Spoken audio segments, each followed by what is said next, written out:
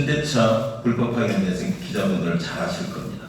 한 20년 동안 지금 불법 파견이 해결되지 않고 있고, 그리고 10년의 시간 대법 판결에 대해서도 지금 해결되지 않고 있고, 그래서 이제 불법 파견이 시작된 것은 그동안 이제 비정규직 노동자들이 차별, 그리고 정규직과의 똑같은 일을 하면서 큰 임금 격차를 겪고 있는 이러한 차별에 의해서 시작되었다고 볼 수 있습니다.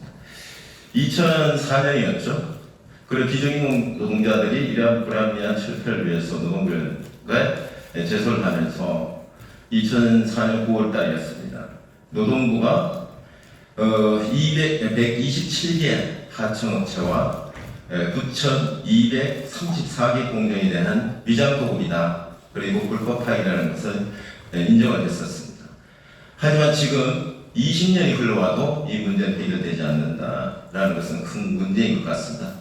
가장 큰 문제는 이제 노동부가 너무 적극적으로 여기 대응하지 못했던 것과 검찰이 제대로 기소하지 않고 기소를 하지 않는 점, 그리고 법원이 느슨하게 판결을 취하하는 이런 것들에 의해서 자본에게 빠져나갈 이제 해결 방안을 만들어준 것 같습니다. 이러한 근본적인 문제로서 비정규직 노동자들은 그동안 얼마나 어려운 삶을 살아왔는가.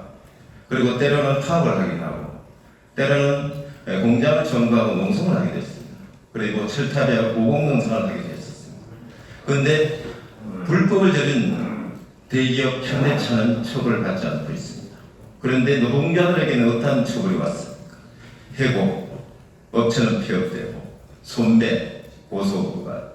아마 노동자 한 사람으로서 삶을 살아가기 힘들 정도로 고통 속에 살아왔던 지금의 20년입니다. 그런데 지금쯤은 좀 해결되겠지 하는 바람도 있었습니다. 그리고 5월 달에 있었던 이제 법원에서 1심 판결이 나왔죠. 현대차가 불법 파견에 대한 형사처벌에 대한 판결이 나왔습니다. 그 판결이 나왔음에도 지금도 해결하지 않고 있다는 것은 크나큰 문제이고, 정부의 윤석열 정부에 의해서 사법부가 작동하는 것 같기도 합니다. 왜냐하면 이 법을 저질렀다라고 가장 기본적인 상식이 처벌이지 않습니까? 그리고 최근에 처벌은 나왔습니다.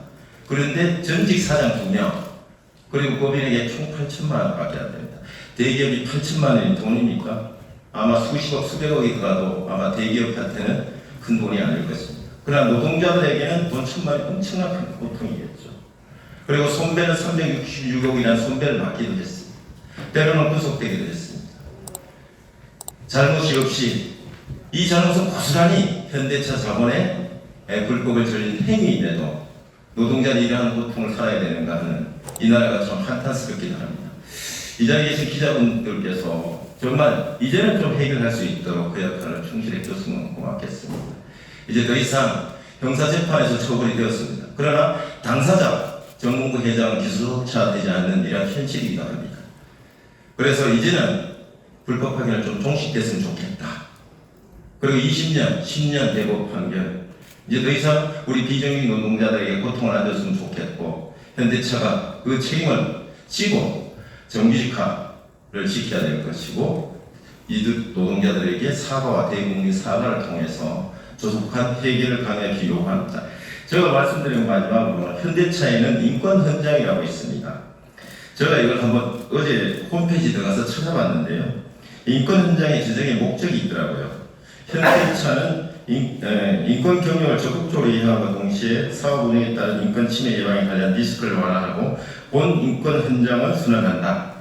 그리고 현대차 인권 경영 이행을 위해서 세계 인권 선언, 그리고 UN 기업 인권 이행 원칙, 그리고 ILO 핵심 협약, OECD 실사 가이드라인 등 인권 노동 관련 국제 표준 및 가이드라인을 준수하겠다고 선언을 했고요. 이 적용과 관련해서는 현대차 임직원 전체라고 되어 있는데 정규직만이 아닙니다. 비정규직을 포함한다고 되어 있습니다. 그리고 기본적인 원칙을 쭉 보니까요, 한 7가지의 내용들이 있었습니다. 첫 번째 1조가 차별처력됩니다. 인종, 나이, 가족, 종교 이런 것들에 대한 차별을 절대 안 하겠다라고 임금이나 복지까지 차별 철폐하는 첫 번째 조항이고, 근로조건하고 인도적인 대북, 결사이다 반칙 요소까지 들어가 있습니다. 산업안전보장, 그리고 강제노동 뭐 이런 것들이 쭉 있는데 저는 이 인권 선언이 이게 세계적인 글로벌 기업들이 다 하고 있더라고요. 인권 선언을 했음에도 이렇게 지키지 않는 현대차는 되게 문제가 있는 거 아니냐. 세계적으로 공포하고 선언한 것입니다.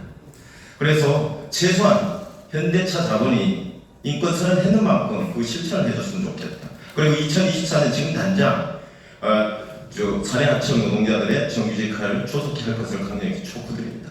기자분들 반드시 하반기에는 해결될 수 있도록 함께 언론의 역할을 충실해 줬으면 고맙겠습니다. 감사합니다.